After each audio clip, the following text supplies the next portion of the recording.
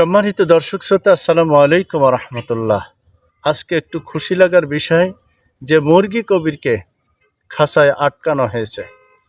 এই মুরগি কবির নিজেকে আজীবনকালই আমরা দেখেছি ইসলাম বিদ্বেষী মনোভাব নিয়ে, এবং তিনি টক শোতেও ইসলাম বিদ্বেষী বিভিন্ন কথাবার্তা বলে নিজেকে ব্যাপকভাবে উপস্থাপন করেছে এবং বীর পুরুষ হিসেবে নিজেকে দাবি করেছেন।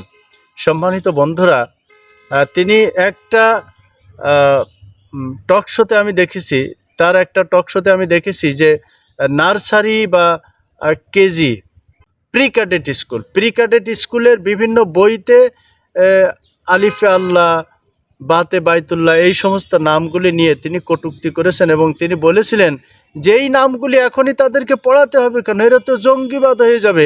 এই নিকৃষ্ট প্রাণীটাকে আমি আইনের কাছে বলবো যে আপনারা তাকে বেশি শাস্তি দিবেন না, মেহেরবানি করে তাকে মাঝে মাঝে দিনে জোর হলেও 2টা করে গরম ডিম তাকে থেরাপি দেবেন, আর তার মাথার উপরে 500 পাওয়ারের একটা বাল্ব জ্বালিয়ে দেবেন। আর যদি একান্তই প্রয়োজন হয় তাহলে তাকে ওই পায়ে দড়ি বেঁধে বেশি না 5 মিনিট মতো উব্ধ করে ঝুলিয়ে রাখবেন, অর্থাৎ মাথা নিচু মুখে নিচের দিকে দিয়ে পায়ে দড়ি বেঁধে একটু ঝুলিয়ে রাখবেন। এই ছোট ছোট শাস্তি তাকে দিবেন, বেশি বড় শাস্তি তাকে দেওয়ার দরকার নেই, কারণ তার শারীরিক অবস্থা খুব বেশি ভালো না। সে পাকিস্তানে মুরগি বইতে বইতে তার শরীরটা অনেক কাইল হয়ে গেছে।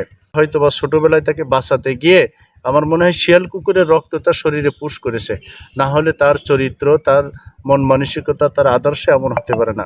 তার প্রত্যেকটা ব্যাপারে, প্রত্যেকটা কথাবার্তায়, প্রত্যেকটা ক্ষেত্রে ইসলাম বিদ্বেষী কথাবার্তা সে বলেছে। জামাত ইসলামের বিদ্বেষী হোক, আমার কোনো আপত্তি নেই। জামাত ইসলামের বিদ্বেষে সে জামাতের বিরুদ্ধে অনেক কথা বলুক, অনেকেই তো বলে। আমাদের সাথে যারা মনোভাব নিয়ে থাকে, আমাদের সাথে হৃদয় দিয়ে উঠা বসা করে, তারা অনেক সময় কেউ জামাত বিদ্বেষী কথাবার্তা বলে, তারপরেও আমরা তাদেরকে খারাপ বলি না, রাগি না, কারণ তার আদর্শ, তার নীতি নৈতিকতা, তার চরিত্র তার কাছে। কিন্তু সে সরাসরি আল্লাহ তাআলার দেয়া ইসলামকে, আল্লাহ তাআলার দেয়া কোরআনকে, রসুলকে নিয়ে সে বিভিন্নভাবে কটূক্তি করেছে। এজন্য তাকে আমি আইনের কাছে দাবি করব, প্রশাসনের কাছে দাবি করব, এবং বিচারক যারা তাদের কাছে দাবি করব তাকে যেন ওই কালামানিকের মতো হুট করে জামিন না দেওয়া হয় এবং তাকে উপযুক্ত শাস্তি দিয়ে, বিশেষ করে রাসূল সাল্লাল্লাহু আলাইহি সাল্লামকে, আল্লাহকে, আল্লাহর নামকে, ইসলামকে কটূক্তি করার কারণে তাকে যেন সর্বোচ্চ শাস্তি আইন আদালত তাকে দেন। এটা আমার দাবি।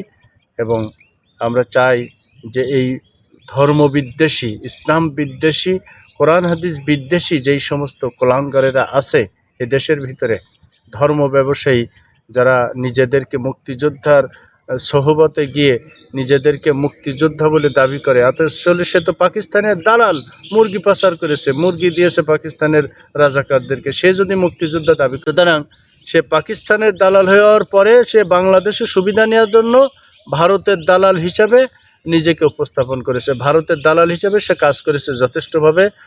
সরকারের, বিগত জালিম সরকারের কাছে, স্বৈর শাসকের কাছে ব্যাপকভাবে সে সমাদৃত হয়েছে।